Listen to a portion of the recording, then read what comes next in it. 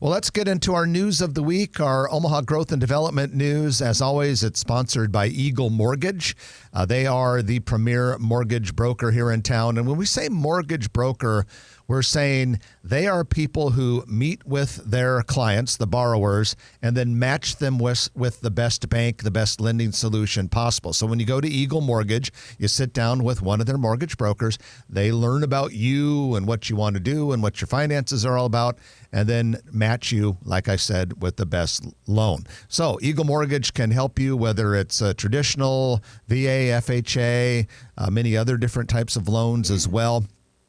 Been doing this for a long time, and you can stop by Eagle Mortgage in person at 114th and Dodge, or go to their website at eaglemortgagecompany.com.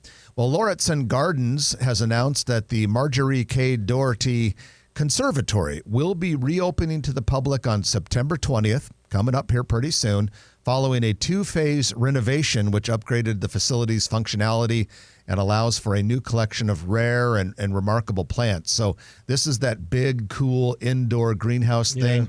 You got to keep it up and keep it nice. And so you can go back and visit it again starting September 20th. There's also a European car show tomorrow afternoon. Check that out at Lauritsen Gardens. I went last year, and it's a neat thing. And then earlier this summer, Lauritsen Gardens opened this amazing, huge kids play area, outdoor play area. So if you have kids or grandkids, that would be a good spot to take them and check out and see what that's all about. We have progress on the Mueller. That is a 4-story apartment building planned for 22nd and Howard Street. That's kind of a little neighborhood pocket of downtown Omaha with quite a bit of density. A different developer just finished a 5-story apartment building there within the last year. But you may recall earlier this year, we had the developers of the Mueller on the show. Their names are Brian and Lee Mueller, and they're the ones that moved here from Boston, and we highlighted them. Anyway, this is going to be a 38-unit thing. They have broken ground, a lot of work going on there. Lundross is the contractor, and construction on that is coming along pretty nicely. So Trenton, we have a bunch of downtown and urban core development projects that went through planning board this week. And we're going to kind of bring everyone up to speed on those. And some of them are, well, they're all cool, but some of them will have a pretty big impact on what's going on downtown. Okay, so the first one is about a third of an acre parcel at 32nd and Pacific Street. There was a really cool old residential building that sat on that corner for a while. Unfortunately, it was destroyed in a fire and had to be brought down. But Scott Simrad, who has Urban Village. Yeah, with Jerry Reimers. Yeah, he's doing a few projects, and this is one of them. He had a few projects go through planning board this week. This will be a 3-story apartment building. The first floor will house the parking garage, which is becoming very common with a lot of these infill projects they're doing lately. 20 residences located on the upper 2 floors, and a variety of efficiency 1-bedroom and 2-bedroom units. Just about a block away. Wait, that's only on a third of an acre?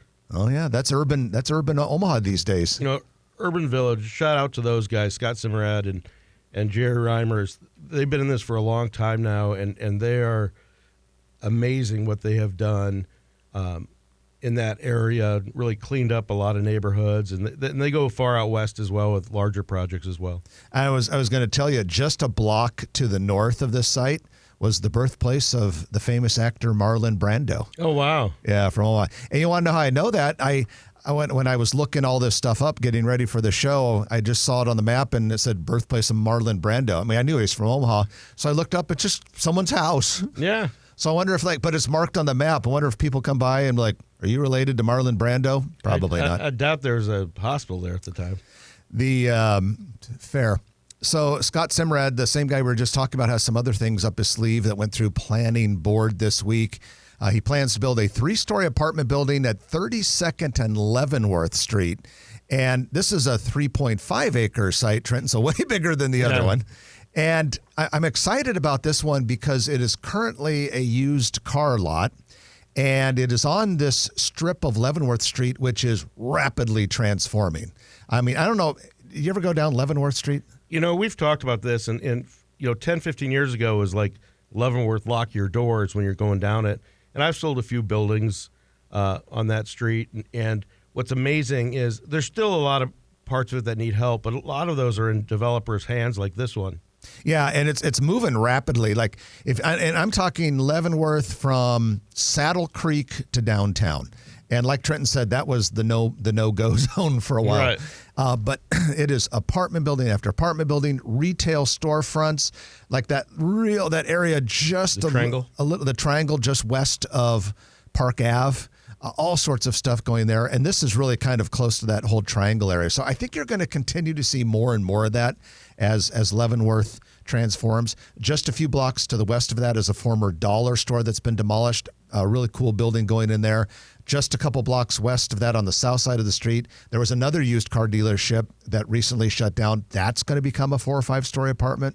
And this is the case where incentives, whether it's tax increment financing, which is TIF, and then historic tax credits and PACE, which is for energy efficiency and stuff like that. Those are very good uses of incentives to really continue transforming Leavenworth corridor. Yeah, and it'll be fun to see what happens in that corridor and how it continues to grow in development. But it is fueled in large part because it connects the Med Center and downtown, and just to the north of it is all of the great stuff happening in Midtown. Habitat for Humanity plans to build new housing on vacant lots near 26th and Corby Street in North O. It is directly east of the City of Omaha's Fleet Maintenance Facility, if you're familiar with that. Plans call for 27 housing units consisting of single-family attached and detached houses and townhomes. Building sizes range quite a bit in that area. They got $1.7 million in tax increment financing, $7 million project altogether. Construction will begin in October and be complete by August of next year. It's so great to go to those areas and see brand new homes, landscaping, and urban renewal, and it just has just such a great sense of community. Well, and here's another one that we wrap up with just like that, another great urban infill project. The planning department approved a 28-unit subdivision east of 40th and Franklin Street. Holy Name Housing Corporation is involved in this. They do great work. 28 two-bedroom townhome units on 2.8 acres of land, and this will be adjacent to the NRD Beltline Trail, which is cool. That Beltline Trail in North O is generating a lot of collateral real estate development, which is pretty encouraging. That's pretty the exciting. former railroad track, or Beltline Railroad Track. Yeah, that was the one that went up, kind of worked its way up through from South Omaha into North Omaha through Midtown. At one time, went trains right on the western edge of UNMC. Wow. And even in the UNMC area, if you kind of look at a map, you're like, oh, yeah, I can tell there was a railroad track there, because they're just the way the development patterns have not completely covered it up. Great use of that strip. Yes, indeed. Okay, just a couple other quick stories before we wrap up news of the week today. The first one, Child Saving Institute and Children's Square USA, two Omaha nonprofits, have merged together. And together they have a combined 275 years of history serving Omaha. We'll take it. Oh, I thought you looked like you were going to say something. The merger is expected to expand support for children and families across the metro. Now, CSI, Child Saving Institute, we've been talking about them a lot in the last year or two because they've done a huge expansion of their primary facility right at Saddle Creek Road, and Dodge Street looks awesome. It's pretty much about done right now.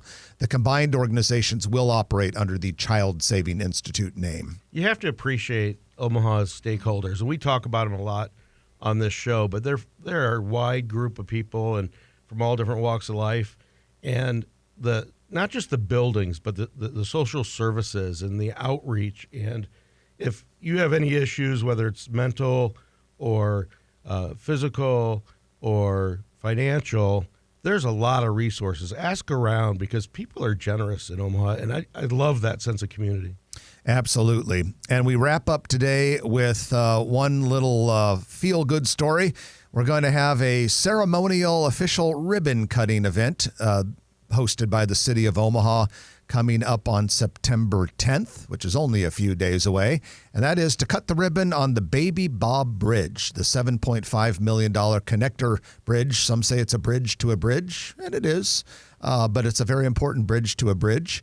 It will be, like I said, September 10th, 2 p.m. if you want to stop by, and you might be thinking, oh, isn't that open? Yeah, it opened last spring. But sometimes it takes a while to do these official ceremonial things. It's been a soft opening, ladies and gentlemen, for a year. Half-year soft opening. So, but it is a great project. The Baby Bob itself is 1,100 feet long. So that's not bad for a baby bridge.